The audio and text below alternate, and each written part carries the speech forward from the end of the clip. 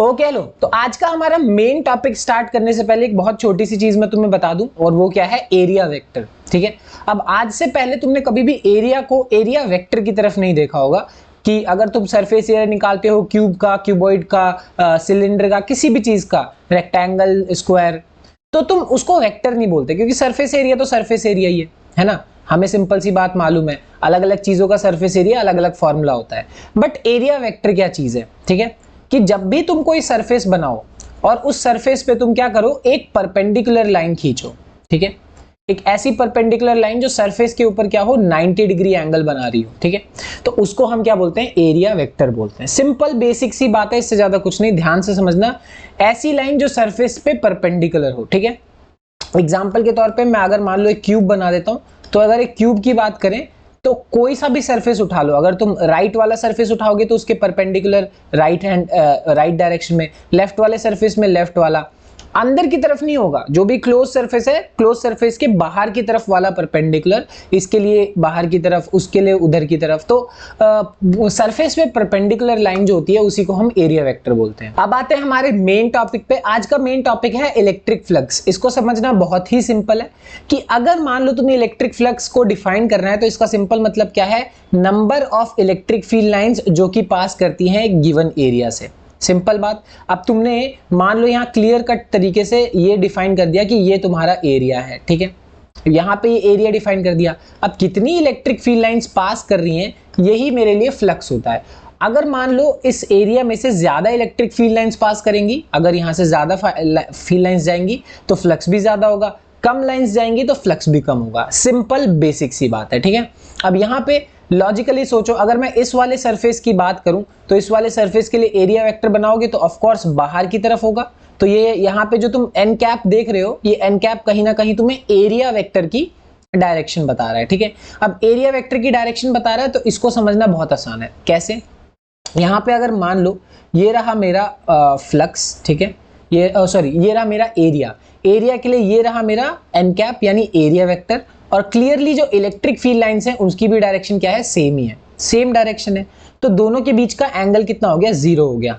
ध्यान रखना मैं किन दोनों की चीज की बात कर रहा हूं, एंगल बिटवीन इलेक्ट्रिक फील्ड और angle between area vector. Area vector जो कि सरफेस पे परपेंडिकुलर है, इन दोनों के बीच का एंगल क्या हो गया, 0 डिग्री हो गया। तो फ्लक्स का फॉर्मूला बहुत ही सिंपल होता है। फ्लक्स का फॉर्मूला होता है, अगर तुम्हें फ्लक्स निकालना है तो वो है electric field into surface area multiplied by cos of theta. Theta क्या है, इन्हीं दोनों के बीच का एंगल। इलेक्ट्रिक फील्ड और सरफेस वेक्टर, एरिया वेक्टर के बीच का जो वो है एंगल है, उसी को बोलते हैं। अब ऑफ कोर्स थीटा की वैल्यू 0 है तो कॉस 0 की वैल्यू कितनी हो जाती है, 1 हो जाती है। तो इस केस में जो फ्लक्स आएगा वो कितना आएगा, electric field into surface area.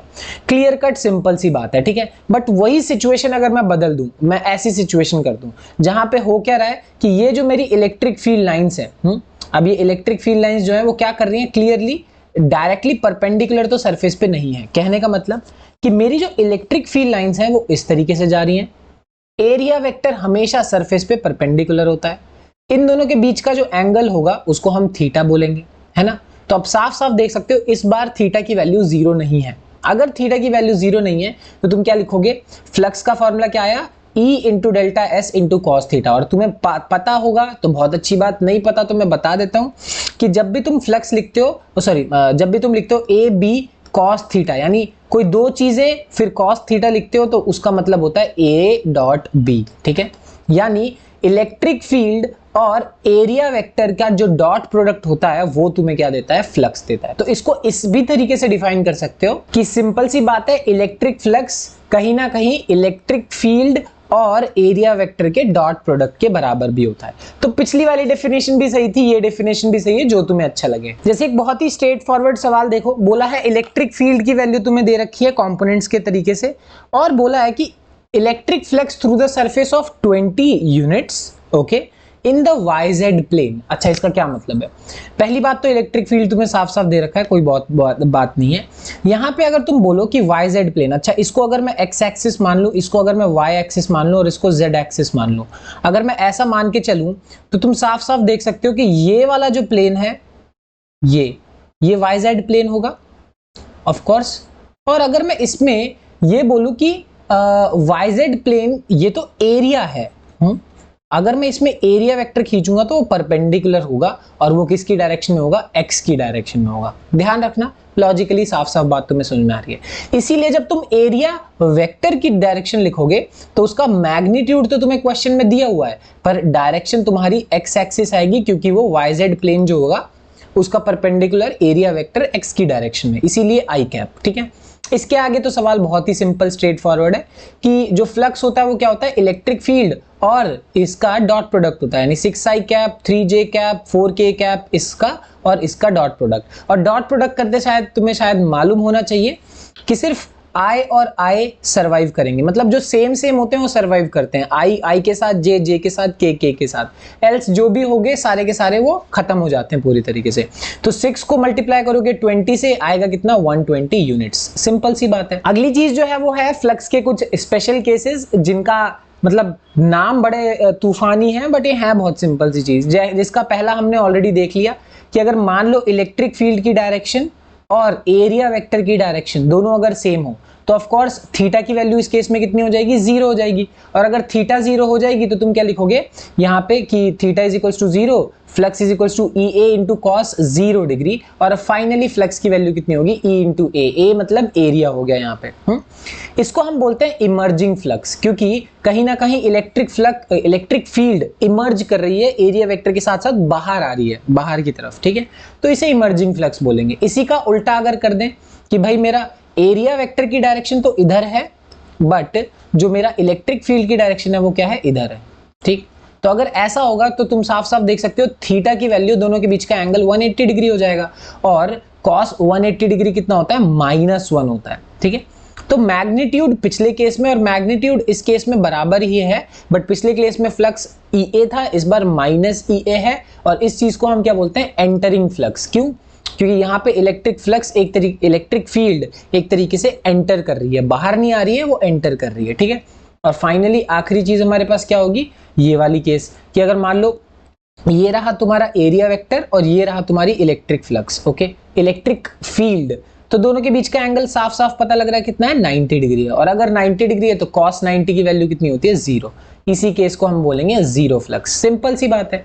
तो थीटा 0, 180 और 90 स्पेशल केसेस हो गए, जिनको हम नाम भी दे सकते हैं, इमर्जिंग फ्लक्स, एंटरिंग फ्लक्स या जीरो फ्लक्स। सिंपल बात। अब जैसे एक ये क्वेश्चन देखते हैं, अगर तुम मुझसे बोलोगे ना कि ये क्वेश्चन है तो एनसीईआरटी का, ऑफ कोर्स लगता बहुत इजी है कि एनसीईआरटी का है, बट ये क्वेश्चन जेई, नीट, हर कॉम्पिटिटिव लेवल के लिए बहुत बढ़िया है। मतलब मैं ये नहीं कह रहा है एग्जैक्ट हूबहू सेम क्वेश्चन उठ के आएगा, कभी ऐसा होता नहीं है कॉम्पिटिटिव एग्जाम्स में, बट सिंपल सा कंसेप्ट ये है कि बोर्ड्स में तो ये सवाल सीधा उठ के आ सकता है, बट इस क्वेश्चन के पीछे का कंसेप्ट तुम्हें बहुत अच्छे से समझना है। सबसे पहली चीज तुम्हें क्या निकालना है कि इस क्वेश्चन के पार्ट 2 को जरा इग्नोर करो, हम इसको करेंगे बाद में, पर पार्ट 1 को जरा देखो कि हमें फ्लक्स निकालना है। ठीक है, अब मुझे फ्लक्स के लिए क्या क्या चाहिए, मुझे फ्लक्स के लिए चाहिए एरिया वेक्टर, और मुझे एक तरीके से क्या चाहिए, इलेक्ट्रिक फील्ड। क्या मुझे इलेक्ट्रिक फील्ड दे रखी है? हाँ, मुझे दे रखी है।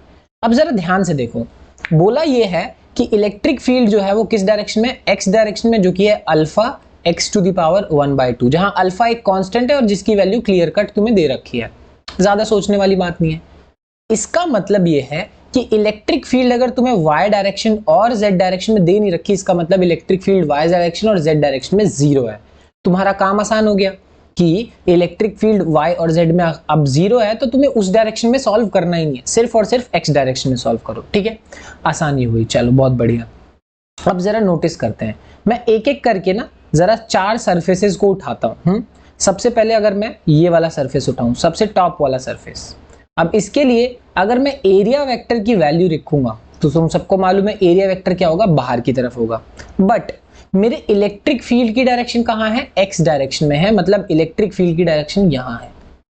ये है मेरा एरिया वेक्टर, ये रहा मेरा इलेक्ट्रिक फील्ड।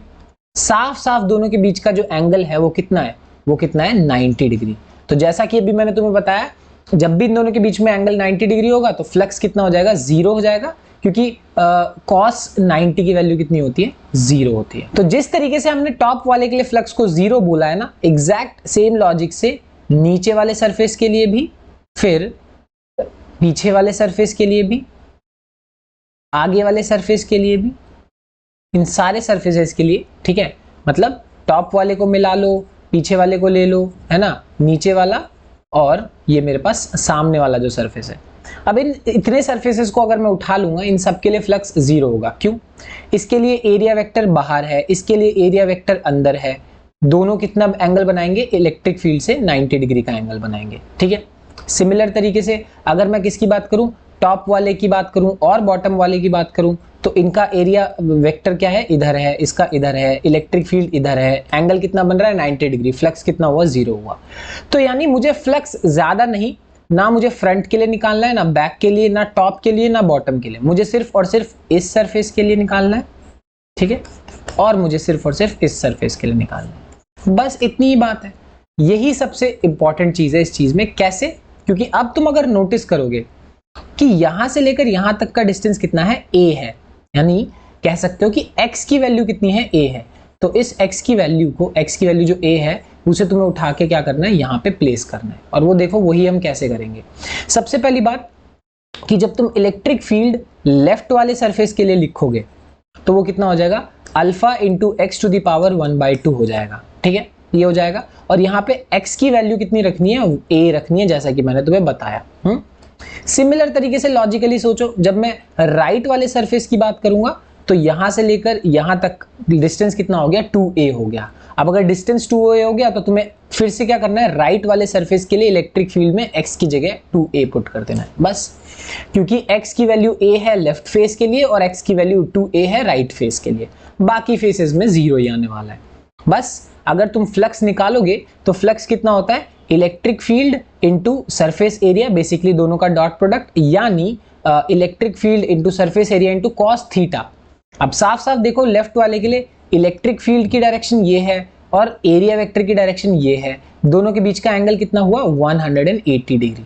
और अगर एंगल 180 डिग्री हुआ तो तुम्हारे पास क्या आएगा? -1 आएगा यहाँ पे, क्योंकि cos 180 की वैल्यू -1 होती है। ठीक है।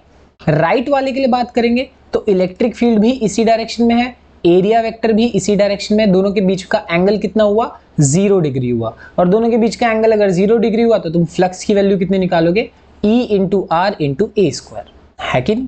यानी राइट वाले का इलेक्ट्रिक फील्ड इंटू एरिया का स्क्वायर। बस। तो लेफ्ट और राइट का फ्लक्स निकालने के बाद तुम्हें क्या करना है? अगर तुम्हें नेट फ्लक्स निकालना है, टोटल फ्लक्स निकालना है, तो क्या करना पड़ेगा? लेफ्ट वाले के लिए और राइट वाले के लिए। यानी ये तो हो गया मेरे पास लेफ्ट वाले का फ्लक्स, ये हो गया मेरे पास सॉरी उल्टा बोल दिया मैंने, ये हो गया मेरे पास राइट वाले का फ्लक्स, ये हो गया लेफ्ट वाले का फ्लक्स। ऐड ही कर रहे हैं, वो तो पीछे उसमें माइनस आ गया था इसलिए माइनस आ गया। इसके आगे कैलकुलेशन है और एनसीईआरटी में कैलकुलेशन थोड़ी हैवी होती है, तो डरना मत, एग्जाम्स में इतनी हैवी कैलकुलेशन नहीं आएगी। ठीक है। यानी दोनों में क्या कॉमन आ जाएगा? ए स्क्वायर कॉमन आ जाएगा। ठीक है। दोनों में क्या, और इलेक्ट्रिक फील्ड की वैल्यू डालोगे तो अल्फा भी कॉमन आ जाएगा। ये बचेगा 2a√2a और ये a√a। ठीक है। वैल्यूज पुट करो, आंसर निकालो, ये रहा आंसर। मैं फिर से बोलूंगा कि कैलकुलेशन टेंशन मत लेना। इसका इंपॉर्टेंट पॉइंट ये था कि मैं फ्लक्स में सिर्फ और सिर्फ लेफ्ट और राइट वाले का ही फ्लक्स क्यों निकाल रहा हूं, सारे फेसेस का क्यों नहीं निकाल रहा। और टोटल फ्लक्स तो तुम्हें ऐड ही करना है। क्यों? फ्लक्स क्या है? सिंपल सी बात है, एक स्केलर क्वांटिटी है। कैसी क्वांटिटी है? स्केलर। हाँ या ना? क्योंकि साफ साफ तुम देख रहे हो कि तुम दो चीजों का डॉट प्रोडक्ट कर रहे हो, और डॉट प्रोडक्ट करने से जब भी आंसर आता है तो वो स्केलर आता है। और स्केलर के लिए ना तुम्हें वेक्टर कुछ नहीं करना, सीधे ऐड कर दो, सोचो भी मत, ऐड कर दो। एक हूबहू क्वेश्चन तुम्हें ना जेई के एग्जाम में भी मिल जाएगा, बल्कि मैं बोलूंगा ये तो थोड़ा ज्यादा आसान ही है।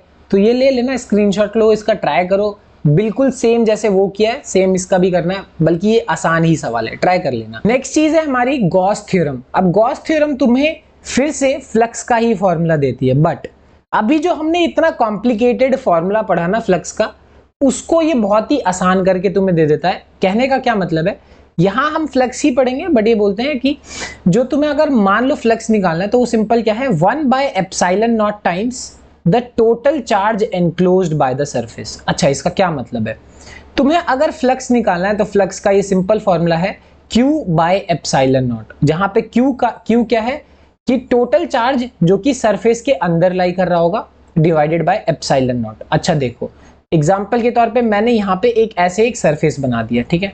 अब इस सरफेस के अंदर मान लो मेरे पास Q चार्ज है, तो तुम्हें ज्यादा कुछ करना ही नहीं है। Q चार्ज अगर प्रेजेंट है तो फ्लक्स का फॉर्मूला हो गया Q बाय एप्सिलॉन नॉट। बस इतना आसान है ये, तुमने जो अभी वो सब किया उसकी जरूरत भी नहीं पड़ेगी, इससे काम बन जाएगा।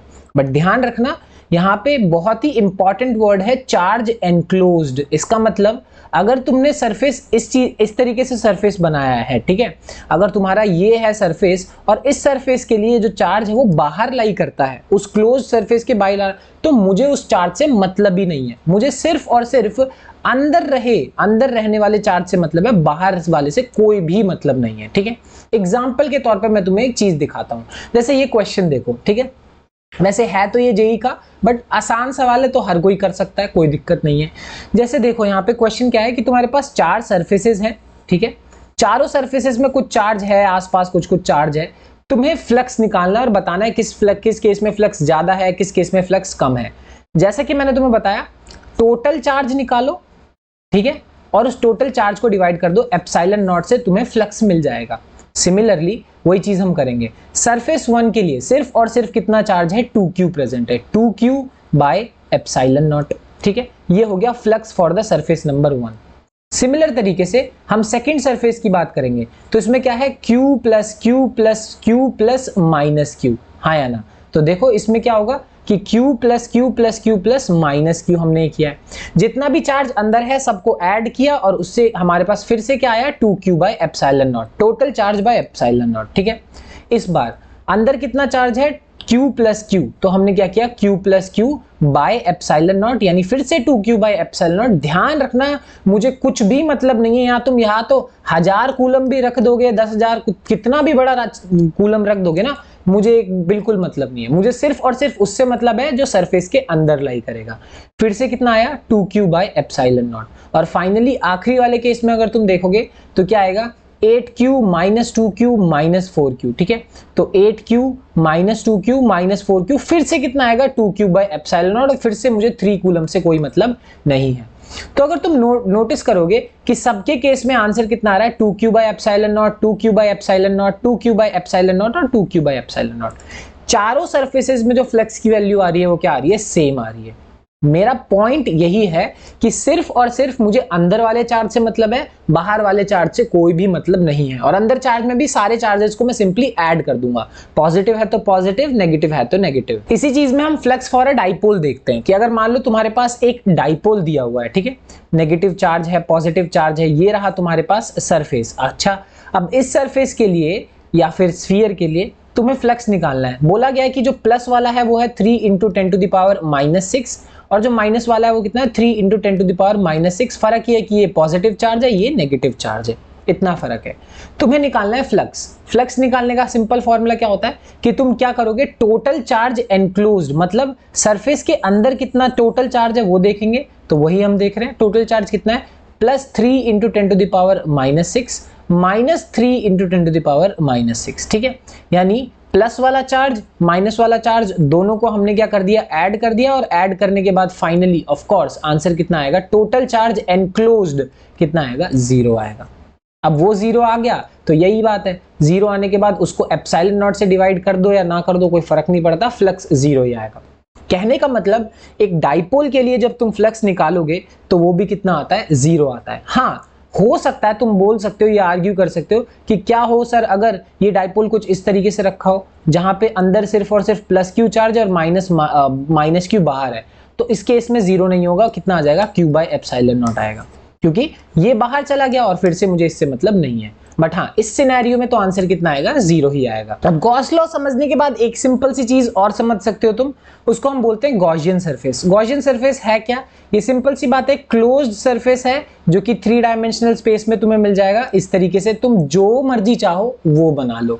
अच्छा, अगर तुम मुझसे बोलो ना डेफिनेशन पढ़ो ही मत, कुछ मत पढ़ो, सिंपल सुनो कि गॉसियन सरफेस है क्या। ये सिंपल सी बात है, ये एक हाइपोथेटिकल इमेजिनरी सरफेस है, ठीक है, जिसको हम अपने तरीके से अपने हिसाब से बना सकते हैं। तुम जो चाहो वो बना लो। एग्जाम्पल के तौर पे अगर तुम्हारे पास ये एक चार्ज क्यू है तो तुम इसके बाहर चाहो जैसा भी सरफेस चाहो वैसा सरफेस बना सकते हो, ठीक है। बस शर्त सिर्फ ये रहेगी कि जो भी सरफेस तुम बनाओगे, ठीक है, चाहे वो मतलब एक 3 डायमेंशनल क्लोज सरफेस जैसा भी तुम बनाओगे, वो तुम्हें शर्त सिर्फ इतनी रहेगी कि वो क्लोज्ड सरफेस होना चाहिए, ठीक है। ऐसा कुछ भी नहीं है कि हाँ भाई तुमने क्या बना दिया, इस तरीके का सरफेस बना दिया जो कि ओपन है, नहीं, बिल्कुल भी नहीं। हम क्लोज सरफेस बनाएंगे, चाहे तुम जितना बड़ा चाहे जितना छोटा बनाना चाहो बना सकते हो, ठीक है। सिर्फ और सिर्फ ये मतलब है। यानी जब हम फ्लक्स लिखा करते थे, याद है कि electric field into surface area, जब हम ये लिखते थे तो हमारा यहाँ पे लिखने का पॉइंट ही ये था कि जब हम ये इमेजिनरी टाइप की सरफेस बनाएंगे ना, तो इसी सरफेस का हम यहाँ पे सरफेस एरिया लिखेंगे। वही पॉइंट हो जाता है कि तुम चाहो तो इस सरफेस एरिया को कितना भी बढ़ा दो और चाहो तो सरफेस एरिया को कितना भी घटा दो, कोई फर्क पड़ेगा ही नहीं, ठीक है ना। जैसे इसी से रिलेटेड सवाल देख लेते हैं, हर जगह तुम्हें ये सवाल देखने को मिल जाएगा। जैसे अगर मान लो कि is enclosed by a Gaussian spherical surface। अच्छा, एक मेरे पास Q है, उसको मैंने ऐसे स्फेरिकल सरफेस से ऐसे इनक्लोज किया हुआ है। बोल रहे हैं कि अब ये जो तुम्हारे पास सरफेस है, तुमने इसको बड़ा करके इसका रेडियस क्या कर दिया, डबल कर दिया। कहने का मतलब शुरुआत में जो इसका रेडियस था वो मान लो r था, अब बड़ा करके हमने रेडियस 2r कर दिया। बताओ फ्लक्स पे क्या फर्क पड़ेगा। यूजुअली इंसान यही सोचता है कि जो फ्लक्स है उसका फॉर्मूला होता है electric field into surface area. Surface area का मतलब पाई r स्क्वायर, यही फॉर्मूला होता है। अब अगर शुरुआत में ये केस नंबर 1 में पाई r स्क्वायर लिखेंगे और जब इसकी जगह तुम क्या रख दोगे, पाई इंटू 2r का होल स्क्वायर, तो ये कितना हो जाएगा 4 पाई r स्क्वायर। तो लगेगा ओ 4 का मल्टीप्लीकेशन आ गया, फ्लक्स 4 बार से बढ़ जाएगा, आंसर इज 4 टाइम्स। चौथा ऑप्शन नहीं, बिल्कुल भी नहीं, ऐसा बिल्कुल नहीं होने वाला। ध्यान रखना, जैसा कि मैंने तुम्हें बोला, अगर तुम चार्ज ले रहे हो और तुम चार्ज चाहे सरफेस बढ़ा लो, चाहे सरफेस और बढ़ा लो, चाहे उससे भी कितने भी बड़े सरफेस ले लो, कितने भी छोटे सरफेस ले लो, सिर्फ और सिर्फ फ्लक्स को किस चीज से फर्क पड़ता है कि उसके उस सरफेस के अंदर कितना चार्ज पड़ा है, ठीक है। तो उसको किससे फर्क, फ्लक्स को फर्क पड़ता है चार्ज एनक्लोज्ड, अंदर कितना चार्ज है डिवाइडेड बाय एप्सिलॉन नॉट। अब सोचो, चाहे तुम बड़ा सरफेस बनाओ चाहे छोटा सरफेस बनाओ, अंदर पड़ा हुआ चार्ज तो सेम ही है, यानी फ्लक्स क्या रहेगा, वो सेम ही रहने वाला है, ठीक है। तो फ्लक्स का जो E इंटू सरफेस एरिया वाला फॉर्मूला है ना, वो होता क्या है कि यहाँ ध्यान रखना कि सरफेस एरिया बढ़ाने से फ्लक्स को खासा फर्क नहीं पड़ेगा, क्योंकि कहीं ना कहीं इलेक्ट्रिक फील्ड भी एक फैक्टर ले आता है इसमें। उसके डिटेल में मत ही जाओ उसको, बट ध्यान रखना ये हाइपोथेटिकल इमेजिनरी सरफेस है, इसलिए इससे फर्क नहीं पड़ता। फर्क पड़ता है सिर्फ और सिर्फ चार्ज अंदर कितना इन में कितना चार्ज है, सिर्फ उससे बस। ओके, तो हम लोग गॉस लॉ को ना प्रूव भी कर सकते हैं कूलम्स लॉ की हेल्प से, ठीक है। जैसे एग्जाम्पल के तौर पर लो, ये मेरे पास एक चार्ज Q है जिसके लिए मैंने एक स्फेरिकल गॉसियन सरफेस बनाया। अब जैसा मैंने तुम्हें बताया, गॉसियन सरफेस जैसा तुम चाहो वैसा बना सकते हो, बट वही है, बनाना हमें ऐसा चाहिए जिसका सरफेस एरिया हमें मालूम हो, ठीक है। अब चलो मान लो इस वाले पॉइंट की बात करेंगे, तो जो एरिया वेक्टर होगा उसकी डायरेक्शन हमेशा बाहर की तरफ होगी, और इलेक्ट्रिक फील्ड भी एक पॉजिटिव चार्ज के लिए हमेशा किधर होता है, बाहर की तरफ होता है। तो साफ साफ देख सकते हैं एरिया वेक्टर और इलेक्ट्रिक फील्ड के बीच का एंगल कितना है, 0 डिग्री है इस केस में, ठीक है।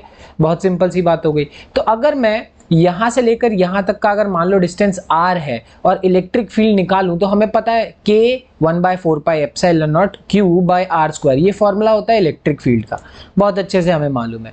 इसी फॉर्मूला को यूज करेंगे। सबसे पहले तो फ्लक्स निकालते हैं। फ्लक्स का क्या मतलब है, E डॉट ds, और यहाँ पे जैसा मैंने तुम्हें बताया एंगल कितना है, 0 डिग्री। अब अगर एंगल 0 डिग्री है तो E ds आ गया मेरे पास। अब मैं इसको क्या करने वाला हूँ, इंटीग्रेट कर देंगे। तो इंटीग्रेट कर देंगे पूरे के पूरे गॉसियन सरफेस के लिए, यानी पूरा गॉसियन सरफेस जो है उसके लिए। अब तुम साफ साफ मुझे बताओ कि टोटल एरिया ऑफ स्फीयर का फॉर्मूला क्या होता है, कितना होता है, सबको मालूम है 4 पाई r स्क्वायर होता है, ठीक है। अब वो 4 पाई r स्क्वायर होता है, इसी चीज को हम यूज करेंगे। क्या होने वाला है, r स्क्वायर से r स्क्वायर कैंसिल आउट हो जाएगा, 4 पाई से 4 पाई कैंसिल आउट हो जाएगा, फाइनली तुम्हें फ्लक्स की वैल्यू मिल जाएगी। तो हमने कहीं ना कहीं कूलम्स लॉ की मदद से, मतलब force is equals to k q1 q2 by r square, वहीं से इलेक्ट्रिक फील्ड आता है। कूलम्स लॉ का पूरा कंसेप्ट उठा के हमने यहाँ पे प्लेस कर दिया, और यहाँ पे प्लेस करने के बाद हमें क्या मिल गया, हमने directly indirectly Gauss law prove कर दिया, ठीक है। तो ये तो बहुत आसान चीज थी। अब हम गॉस लॉ को सॉलिड एंगल के कंसेप्ट से भी प्रूव कर सकते हैं। अगर सॉलिड एंगल तुम्हें मालूम है तो बहुत अच्छी बात है, नहीं मालूम तो मैं बता देता हूँ। सॉलिड एंगल का मतलब ये होता है, जैसे हम नॉर्मल ये एंगल लेते हैं ना, तो ये एंगल तो एक प्लेन में हो गया। अब इमेजिन कर लो एक कोन को, एग्जाम्पल के तौर पे जैसे आइसक्रीम कोन होता है। अब ये वाला जो एंगल होता है, देखो यहाँ पे ये एक सॉलिड एंगल है।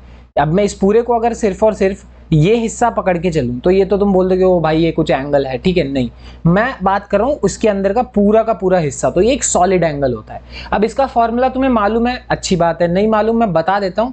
इसका फॉर्मूला होता है सिग्मा ए, यानी जितना भी एरिया यहाँ पे बनता है ना, ये बाहर वाला हिस्सा, ये हिस्सा जितना भी एरिया बनाएगा उसको मैं डिवाइड कर दूंगा आर स्क्वायर से। आर का क्या मतलब है कि यहां से लेकर यहां तक का जो आर होगा, रेडियस होगा, आर के स्क्वायर से तुम्हें डिवाइड करना पड़ता है।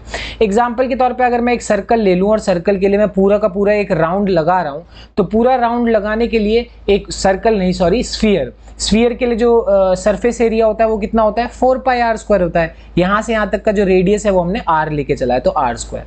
अब देखो ये सॉलिड एंगल का कंसेप्ट तुम्हें मालूम है, अच्छी बात। नहीं मालूम तो इतना समझ लो, अब इन दोनों को डिवाइड करेंगे, आर स्क्वायर से आर स्क्वायर कैंसिल हो जाएगा, तो सॉलिड एंगल यानी एक पूरे के पूरे स्फीयर के लिए जो सॉलिड एंगल होता है वो कितना होता है, 4 पाई होता है, ठीक है ना। जैसे एक मान लो एक सर्कल है, ये सिर्फ और सिर्फ सर्कल है। सर्कल के लिए क्या होगा कि यहां से शुरू होंगे और यहां पे ऐसे वापस आके खत्म हो जाएंगे।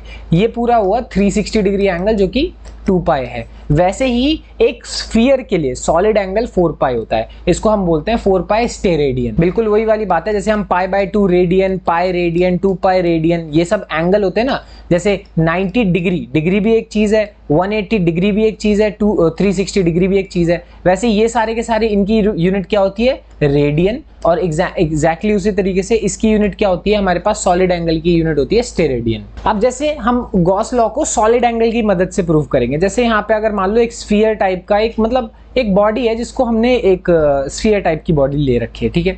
अब सिंपल सी बात है, सबसे पहले अगर तुम फ्लक्स लिखोगे, फ्लक्स का फॉर्मूला क्या होगा, E.dA, ठीक है। और यहाँ पे मेरे पास क्या होने वाला है, इलेक्ट्रिक फील्ड का 1/4 पाई एप्सिलॉन नॉट Q/r², और यहाँ पे dA। अब जैसा कि मैंने तुम्हें बताया कि total angle divided by r², ये रहा मेरे पास टोटल सरफेस एरिया को अगर मैं डिवाइड कर दूंगा r² से, तो ये किसके बराबर होता है, ये होता है मेरा सॉलिड एंगल के बराबर, जिसको हम ओमेगा से रिप्रेजेंट करते हैं। तो ये मेरे पास कहीं ना कहीं सॉलिड एंगल आ गया। तो मैं अब क्या कर सकता हूं, इस इक्वेशन को भी मैं इस तरीके से लिख सकता हूं कि d phi is equals to Q/4 pi epsilon not, Q/4 pi epsilon not, और इस पूरे की जगह मैं क्या लिख रहा हूँ, d ओमेगा मतलब सॉलिड एंगल, ठीक है। अब ये चीज यूज करेंगे तो मुझे सबसे पहले तो इसे इंटीग्रेट करना पड़ेगा टोटल एंगल के लिए। और टोटल एंगल की अगर जैसी मैं बात करूंगा तो d ओमेगा का इंटीग्रेशन क्या हो जाएगा, ओमेगा हो जाएगा, ठीक है। अब ऑफ कोर्स तुम अलग अलग तरीके की बॉडी लोगे तो अलग अलग एंगल आने वाला है, वो बात हमें बहुत अच्छे से मालूम है, ठीक है। कोन लोगे तो अलग एंगल आएगा, पूरा का पूरा एक स्फीयर लोगे अलग एंगल आएगा। यहाँ पे अगर मैं मान लो स्फीयर लेके ही चलता हूँ, ठीक है, तो अगर मैं स्फीयर लेके चल रहा हूँ तो यहाँ पे मेरे पास ओमेगा की वैल्यू कितनी आती है, 4 पाई स्टेरेडियन आती है, तुम्हें मालूम है। तो अब मैं इसको रिप्लेस करके इसकी जगह क्या डाल दूंगा, 4 पाई डाल दूंगा।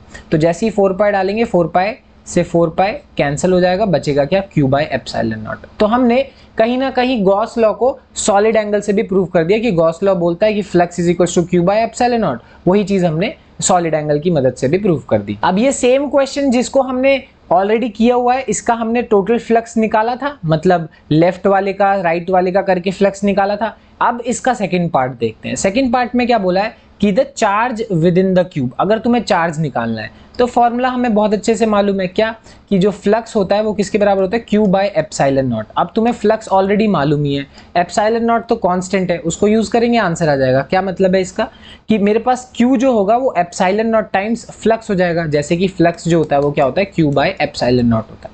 तो बस यही चीज है, यहाँ पे मेरे पास ε0 की वैल्यू पुट कर दो और मेरे पास फ्लक्स की वैल्यू अभी हमने निकाली थी, पुट किया, हमारे पास चार्ज की वैल्यू आ गई। तो कहीं ना कहीं बेटर तरीका हमेशा यही रहेगा कि अगर तुम गॉस लॉ पे जाओ, फ्लक्स भी देखो इंपॉर्टेंट तो है, उसको सॉल्व करना भी आना चाहिए, बट हमेशा ज्यादा इंपॉर्टेंट रहेगा और ज्यादा यूजफुल रहेगा गॉस लॉ को यूज करना। तो अब ये क्वेश्चन देखते हैं, जहां पे हमें क्या दिया हुआ है कि 2 कंसेंट्रिक स्फीयर्स हैं। एक स्फीयर ये है अंदर वाला जिसका रेडियस a है, एक बाहर वाला जिसका रेडियस क्या है, b है, ठीक है।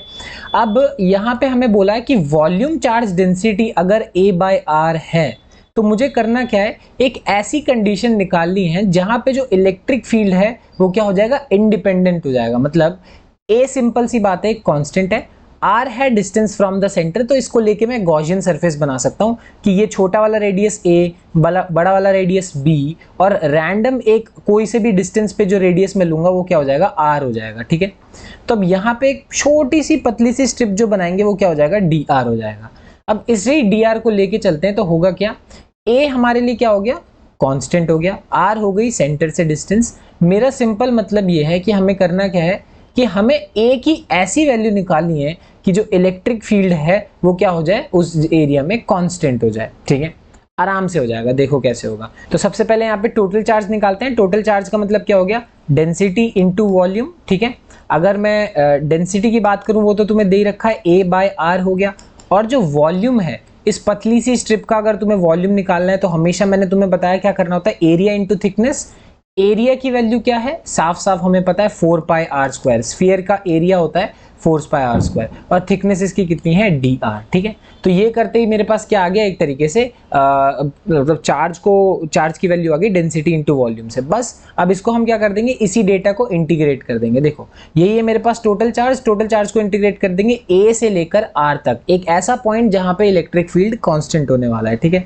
तो सिंपल सी बात है, A/R ये हो गई मेरे पास डेंसिटी, 4πr² dr ये क्या हो गया, वॉल्यूम। तो जैसे ही हम इंटीग्रेट करेंगे, इंटीग्रेट करने के बाद लोअर लिमिट अपर लिमिट, तो upper limit minus lower limit हो जाएगा। यहाँ पे इंटीग्रेशन भी आसान होगा क्योंकि r से r कैंसिल होगा, और इसका जो इंटीग्रेशन होगा वो क्या होगा, r²/2। तो उस 2 से ये वाला 2 टाइम्स कटेगा, तो बचेगा क्या, 2πa। तो 2πa into r² minus a², upper limit minus lower limit. और यहीं से अगर आप देखते हैं यहाँ पे कि अगर मुझे क्या निकालना पड़े, कि फ्लक्स निकालना पड़े, तो फ्लक्स का फॉर्मूला क्या होता है, electric field into surface area, जो कि होता है total charge by epsilon not, ठीक है ना। अब electric field into surface area sphere का 4πr² हुआ, और जो मेरे पास यहाँ टोटल चार्ज हुआ वो कितना हुआ, 2πa into r² minus 2πa into a²। Simple सी बात है।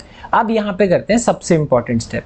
अगर मुझे इलेक्ट्रिक फील्ड को इंडिपेंडेंट बनाना है r से, ठीक है, अगर मुझे इलेक्ट्रिक फील्ड को एक r के इंडिपेंडेंट बनाना है, तो r वाली जितनी टर्म्स होंगी वो सारी क्या हो जाएंगी, जीरो हो जाएंगी। मतलब ये टर्म पूरा जीरो, ठीक है, ये टर्म पूरा जीरो। और ये करते ही मेरे पास क्या बनेगा कि अगर मुझे इसको r के मतलब इंडिपेंडेंट बनाना है तो सिर्फ मेरे पास q और 2πa a² बनेगा, बस। तो q minus 2πa into a², जब ये जीरो के बराबर होगा तब इलेक्ट्रिक फील्ड इंडिपेंडेंट हो जाएगा किसके, r के। यही सबसे इंपॉर्टेंट स्टेप है इस क्वेश्चन का। बस ये करने के बाद ज्यादा प्रॉब्लम नहीं होती, क्यों, क्योंकि तो तुम्हें बराबर रखना है, बराबर रखे a की वैल्यू निकालनी है, जो हमारे पास आसानी से आ गई, ठीक है। तो ये काफी ज्यादा इंपॉर्टेंट स्टेप था, इसको ध्यान रखना। ये बात अगर तुम्हें पता थी अच्छी बात, नहीं पता थी तो मैंने बता दी। तो इलेक्ट्रिक फ्लक्स और गॉस थ्योरम के कंसेप्ट में इतना ही, बाकी जो भी है मिलते हैं अगली वीडियो में। Bye bye.